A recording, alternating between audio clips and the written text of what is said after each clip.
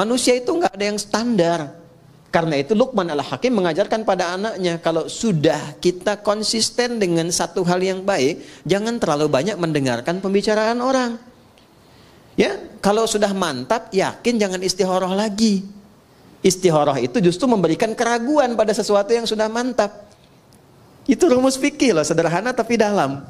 Ya, jadi kalau kita sudah yakin mantap, kata Luqman Al-Hakim ngajak anaknya tuh dengan keledainya, dinaikkan berdua, namanya kendaraan, dinaikin lewat satu tempat, kata orang sekitaran itu kejam ya, binatang begitu dinaikin 2 orang katanya.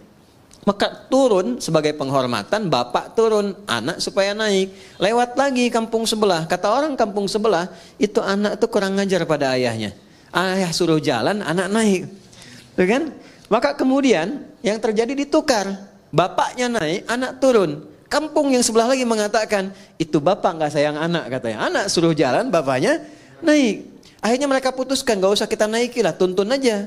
Datang kampung sebelah, kata kampung yang terakhir dikatakan, mereka itu bodoh, punya keledai nggak dinaikin. Bisa kebayang nggak? Jadi kalau kita mau beramal, banyak mendengarkan komentar orang, nggak akan konsisten. Itu kalau sudah positif, komitmen, mau menghafal saja. Nggak usah dengar orang mengatakan menghafal itu susah, menghafal itu nggak mudah, banyak tantangan. Sudah, Anda sudah ada di level yang tertinggi mengumpulkan keyakinan. Jangan goyah lagi.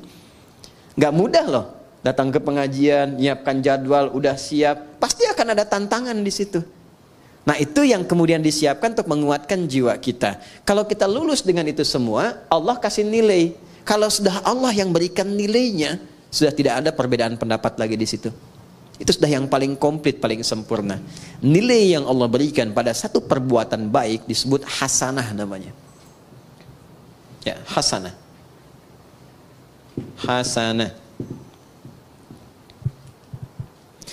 Siapa yang mampu mengerjakan satu perbuatan yang punya sifat hasanah dalam pandangan Allah, maka dia nanti akan mendapatkan poin kebaikan. Namanya ajrun. Lahum ajrun ghairu mamnun. Bukan komisaris ajrun ya. Itu polisi India. Ini dia dapat nilai di sisi Allah namanya ajrun poinnya. Poin dari hasanah disebut ajrun. Jamaknya ujur. Ya. Pelan-pelan. Berapa poinnya? Ini yang kita sebut pahala itu. Ya, sekian pahala, sekian pahala. Setiap perbuatan hasanah dia punya nilai 10 nilai pahalanya. Itu ada di Quran surah ke-6 ayat 160. Al-An'am, Quran surah ke-6 ayat 160. Man jaa'a bil hasanati falahu 'asyru amsalihha. Setiap perbuatan yang punya kualifikasi hasanah, maka dia punya nilai 10 di sisi Allah. Ini yang kita sebut dengan pahala itu. Pahalanya 10. Nah karena yang memberi nilai Allah, jangan dihitung dengan pola hitung manusia. 1, 2, 3, 4, bukan begitu. Nabi memberikan ukurannya, kita ke masjid saja, baru datang untuk niat ibadah, belum mengerjakan apapun, itu mendapat 25 poinnya. 25 itu kata Nabi jarak 1 ke 2-nya 500 tahun. 2 ke 3-nya 500 tahun. 3 ke 4-nya 500 tahun. Dan semua perbuatan baik yang kita kerjakan disebut hasanah. Tadi sholat subuh kan? Ya, berarti kesiangan. Sholat subuhnya tadi. Ya kan?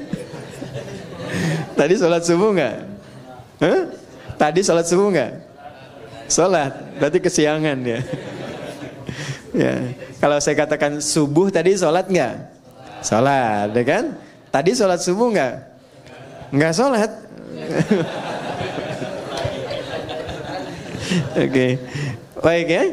Baik. Sholat itu disebut hasanah. Oleh Quran disebut hasanah. Jamaknya hasanah itu hasanat. Di Quran surah 11 ayat 114. Quran surah Hud ayat 114. Nanti yang bait 1 naikkan ya levelnya ya. Tahu peta Qurannya itu supaya merangkainya lebih mudah. Karena Quran itu kitab petunjuk. Ya bukan sekedar hafalan. Aqimis salata tarafain nahar wa zulafan minal lail innal hasanati yudhibnas sayyiat. Oke. Jadi salat disebut hasanah. Makanya sekali kita salat itu dapat 10 kebaikan. Tadi nilainya 1 ke 2 500 tahun. 2 ketiga 500 tahun. Baca Quran itu setiap hurufnya 10. Dan disebut dengan hasanah. Setiap poin hasanah itu yang disebut dengan ajrun. Nanti beda-beda. Infak ada berapa? Yang kita sering sebut 700 kali lipat itu. Di Al-Baqarah ayat berapa? 261. Mathalul ladzina yunfiquna amwalahum fi sabilillah kamathali habbah ambatat sab'a sanabil fi kulli sumbulatin mi'atu habbah. Celakanya sering dipotong sampai sini ayatnya nggak dilengkapin. Karena itu hitungannya cuma nyampe 700. Infak 1000 dikalikan 700 jadi berapa? 700.000. Dan lebih celaka lagi dikalikannya sama hitungan dunia. Kalau infak 1000 baliknya 700.000. Padahal konsep dasarnya bukan begitu. Konsep dasarnya adalah ada pahala yang Allah siapkan lebih tinggi daripada nilai dunia. Kalaupun ada balik dunia itu cuma bonus saja. Yang wujud nilainya boleh jadi 700.000. Tidak harus dalam bentuk uang. Mungkin dijaga supaya tidak sakit. Yang kalau berobat 700.000. Anda misalnya ke restoran tiba-tiba ditraktir teman yang bilnya 700.000. Sebetulnya hasil sedekah 1.000 di RKM Musyawarah. Paham ya? Itu bukan pahalanya, itu cuma bonusnya aja. Pahalanya tuh ukuran akhirat. Pahala nggak nampak sekarang. Pahala diberikan di akhirat, ditampakkan saat sakaratul maut. Sayyidah Asiyah, istrinya Fir'aun itu, kan meninggalnya dalam keadaan apa? Mau disiksa kan? Oleh Fir'aun itu, sedang diikat di tiang, mau disiksa, tapi bisa tertawa, senyum, tabassama dhahika. Gitu-gitu.